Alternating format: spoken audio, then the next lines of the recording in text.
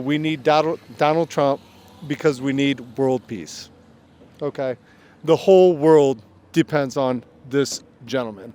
I don't know what he's going to say, but I know I'm going to get more truth from him than any other candidate. Oh, I love everything about Donald Trump, He made America great, I'd even take a bullet for that guy.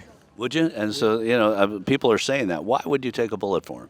Well, look at what he's done. He's done a lot of good stuff for us,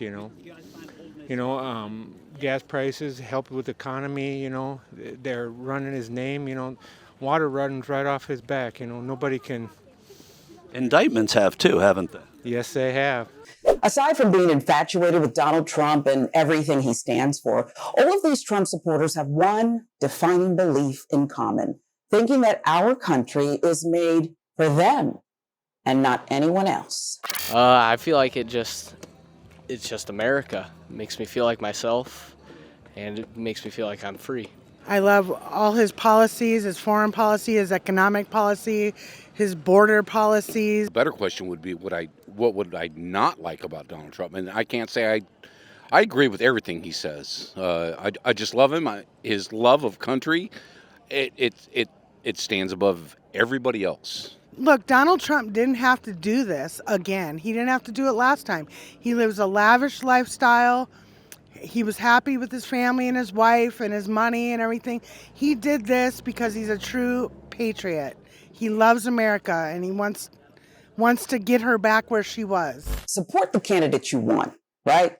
One person, one vote. You know the drill. But this support should not mean blind loyalty when it comes to politics. If you agree with anything and everything a politician says, it's a red flag. In Donald Trump's case, it's a massive one.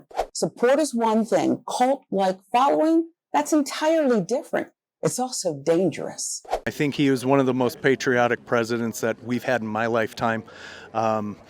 He's just got such a passion for the American people, and he's willing to make a sacrifice, as he already has for many years. He's for the people. I mean, that's as simple as it gets. He's for the little guys in America. Do you think President Biden's for the people? Absolutely no. He's bought and paid for by China. He's not for America. He doesn't care about little guys like Trump does, like people here.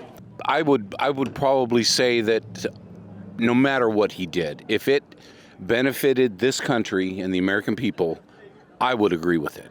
And so if he tears Americans apart, stomps all over our institutions, flawed institutions, but functioning mostly, would that be an opportunity to bounce? A true patriot, hate the term, but we can roll with it, is someone who is supposed to care about the country, guide it, protect its collective values. I mean, there must be something we can agree on as values, a few things, right? But that changed a long time ago in American politics. Today's politicians are actually incentivized to legislate in their own and their donors' best interest, just like Trump did when he was in office. And don't forget his family, too. I'm always going to say that something was happening. It's not right. So there's no way that Trump could lose where you think it's legitimate? No, I don't think he could lose. I think No, but what I'm saying is if Trump were to lose, there's no circumstance where you would think it was legitimate. No, there's no way. I don't think it'd be legit. I think the other election wasn't legit. I thought there were some sort of things that were happening under the table. But even though it 60 or 71 courts proved it? I guess, but I don't know. That's how it goes. What I believe, I don't think he won, but can't do nothing about it. What do you think is the scariest thing happening in the country right now, the most dangerous thing happening in the country? The border, definitely the border, and all of the scams, and it's dangerous. What do you think something that is not getting enough coverage? All the illegal people, what they're planning to do here. We don't know what all the people coming in are planning. We're having trouble with medical. The illegals are coming over and they're not bringing doctors. And so we have medical issues and we can't get in because it's being flooded by other people that aren't paying. But nobody talks about that, or the education that we're paying for, and they aren't.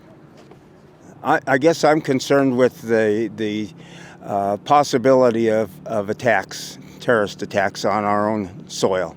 It just seems like we're seeing more and more people come across the border that have ties with Iran or with China or places like that. This notion that by catering to the fears of some Americans, it's somehow protecting them is all smoke and mirrors. It's also racist, such as the accepted beliefs by many in MAGA when it comes to immigration.